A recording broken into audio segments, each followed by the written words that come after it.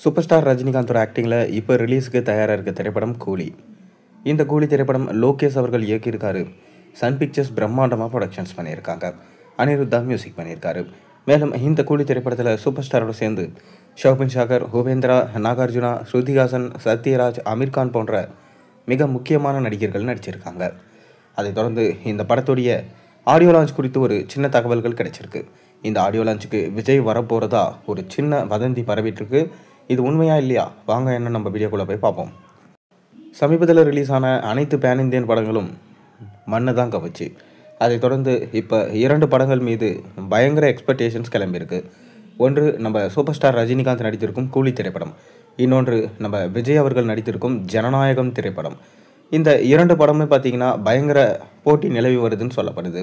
அதாவது ஜனநாயகன் படமும் கூலி படமும் வெளிநாட்டு உரிமைகள் ஒரே தொகைக்கு விலை போயிருக்கிறதா கடைசியில் டையில் முடிஞ்சதா ஒரு நியூஸ் கிடைச்சிது. அதாவது கூலி படம் அதிகமாக விலை போகும், ஜனநாயகன் கம்மியாக விலை போகும் என சொல்லப்பட்டது. ஆனால் 2 படங்களுமே ஒரே விலைக்கு போய் சாதனையை படைச்சிருக்கு.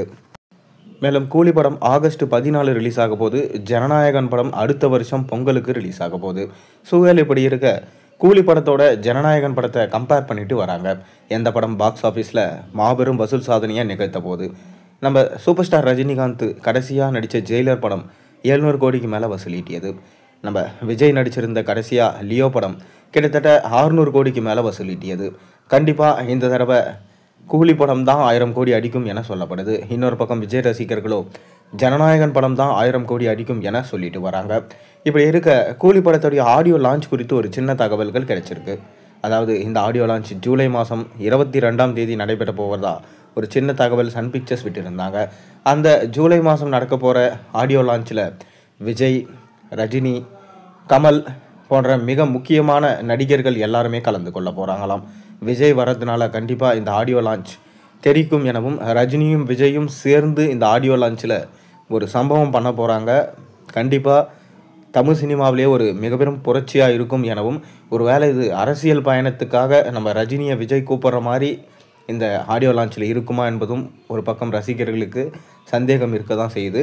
ஆனாலும் படத்து ரீதியாக தான் பார்த்தீங்கன்னா ஆடியோ ப்ரொமோட் பண்ணுறதுக்காக தான் விஜய் வராரு என சொல்லப்படுது. பொறுத்திருந்து பார்ப்போம். நீங்கள் என்ன நினைக்கிறீங்க? ஆடியோ லான்ச்சுக்கு விஜய் வருவாரா இல்லையா? உங்கள் கருத்துக்களை மறக்காமல் கீழே கமெண்ட்டில் சொல்லுங்கள். மேலும் சேனலில் போடுற ஒரு வீடியோஸும் பிடிச்சி மறக்காமல் சேனலுக்கு சப்ஸ்கிரைப் பண்ணி லைக் பண்ணுங்கள், பெல் ஐக்கனை ப்ரெஸ் பண்ணுங்கள். அப்போ தான் நான் போடுற வீடியோஸ் எல்லாம் நோட்டிஃபிகேஷனாக வந்து சேரும்.